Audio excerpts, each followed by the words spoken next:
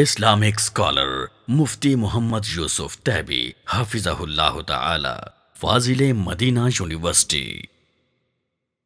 کثرت کے ساتھ نیکیاں کرنی چاہیے اور گناہوں سے بچنے کی ہمیں ضرورت ہے اس دوران۔ مفتی صاحب، جب ہم یہ بات کرتے ہیں تو ہمارے ہاں تو جب کبھی بھی، اب یہ بدقسمتی سے ہے، ہماری اس کو حرص کہہ لیں، کچھ بھی کہہ لیں، لوگ نیکیاں بھی بہت کرتے ہیں، لیکن جو عمومی طور پر نظر آتا ہے، رمضان آتا ہے تو مہنگائی ہو جاتی ہے، اور ادھر سے مہنگائی ہوتی ہے، ادھر سے لوگ کماتے ہیں، ادھر سے خرچ کرنا شروع کر دیتے ہیں۔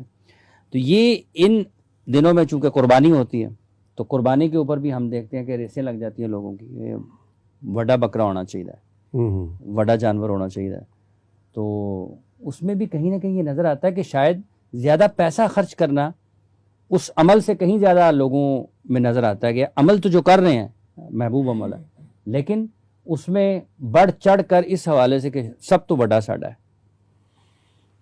اگر اجازت ہو تو ایک چھوٹا سا ان کی بات پہ مجھے ایک نقطہ یاد ہے۔ ضرور۔ یہ انہوں نے بڑا اچھا نقطہ اٹھایا کہ جب پچھلے سال ہم نے وہ عرفات کے دن کا روزہ رکھا تھا تو اس سال کے گناہ تو معاف ہو چکے ہیں، ہاں، اگلے سال تو کے اب ہم کیا کریں گے؟ ہاں، اس میں دو باتیں میں عرض کرنا چاہوں گا۔ میرے ساتھ ایک لوگ تھے عمرے پر، تو وہ ایک عمرے کے بعد دوبارہ عمرہ کرنے کا ارادہ کیا تو مجھے کہنے لگے کہ اس کا کیا فائدہ؟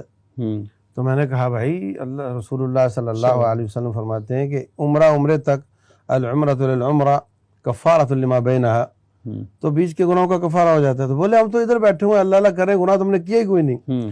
اچھا، اتفاق سے بیچارے نا داڑھی مونڈنے کی لت میں وہ تھے، تو میں نے کہا اچھا چلو باقی تو بعد میں دیکھیں گے، یہ بتاؤ کہ یہ نیکی ہے؟ تو پوائنٹ از دس کہ ہم بہت زیادہ گناہ گار ہیں اور ہم گناہ ہضم کرنے کے عادی ہو چکے ہیں، یوزڈ ہو چکے ہیں، اور ہمیں گناہ نظر نہیں آتا، اور یہ بدبختی کی انتہا ہوتی ہے، ہم بہت گناہ گار ہیں۔ دوسری بات یہ ہے کہ کبھی آپ نے اخبار میں سنا ہوگا کہ جناب فلاں صاحب کو 5 دفعہ پھانسی کی سزا، ایسا ہے سنا؟ تو جو پہلی پھانسی ہوگی تو وہ تو مر چکا ہوگا، تو باقی 4 کس کو دیں گے؟ وہ اس لیے ہوتی ہیں کہ اگر صدر نے ایک معاف کر دی تو پھر بھی وہ پھانسی چڑھ جائے گا، اور اس کے وارثوں نے معاف کر دی تو پھر بھی وہ چڑھ جائے گا، مطلب اس کے بچنے کی شکل کوئی نہ رہے، بچنے کی شکل کوئی نہ رہے، اس لیے ایک سے زیادہ مرتبہ ہے۔ تو اسی طرح جب ہم پچھلے سال بھی اس سال کے گناہ معاف کروا چکے ہیں، اور اس سال پھر پچھلے کے معاف کروا لیں گے، اور اغلے بھی معاف کروا لیں گے، تاکہ ہماری پکڑائی کی کوئی شکل باقی نہ رہے۔ رحیم اللہ تعالیٰ کی ذات، ہاں، بہانے اللہ تعالیٰ کی ذات کتنی غفور الرحیم ہے۔ ہاں بالکل۔ اچھا، جو باقی جو آپ فرما رہے تھے تو ظاہر سی بات ہے، دیکھیں جو ریاکاری ہے، جو نیت ہوتی ہے، وہ اس کی مثال ایسے جیسے گاڑی کا اسٹیئرنگ ہوتا ہے، تو گاڑی کچے میں اتر جاتی ہے تو ڈرائیور فوراً اس کو اوپر نہ چڑھائے تو تباہ ہو جاتی ہے، کھڈے میں نکل جائے گی۔ تو بار بار نیکیاں کرتے وقت یہ شیطان نیت کو ادھر ادھر لے کر جاتا ہے، فوراً واپس لانا ہوتا ہے۔ اور یہ جو ہے نا کہ فیس بک پہ چڑھا دیا بکری کی تصویر اور بول دیا اتنے لاکھ کا لیا ہوں، اور لوگ گلے میں ہاتھ ڈال کے گھما رہا تھا کہ لوگ پوچھیں کتنے کا لیا ہے، یہ نیکیاں برباد ہو جاتی ہیں۔ اگر کوئی شخص عبادت ہی غیر اللہ کے لیے کرے، اللہ کو چھوڑ کر بتوں کے لیے، اس میں نمود و نمائش نظر آتی ہے آپ کے؟ ہاں نا، بالکل۔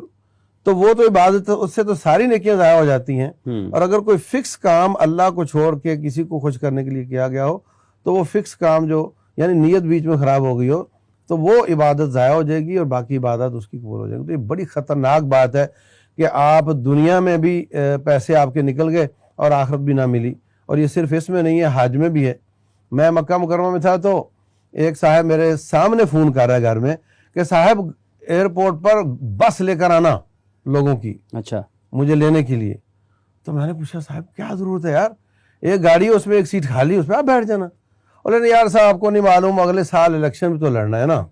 اچھا، تو یہ بیچارہ 2 in 1 چلا رہا تھا۔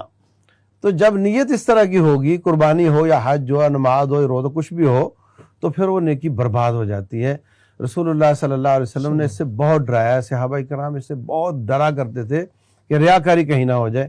یہ رسول اللہ صلی اللہ علیہ وسلم فرماتے ہیں اخوف ما اخاف علی امتی الشرک الاصغر، مجھے جو سب سے زیادہ خطرہ ہے نا اپنی امت پر وہ یہ کہ کہیں ریاکار نہ ہو جائیں۔ تو آپ نے بہت اچھا پوائنٹ ریز کیا، ہمیں اس سے بچنا چاہیے۔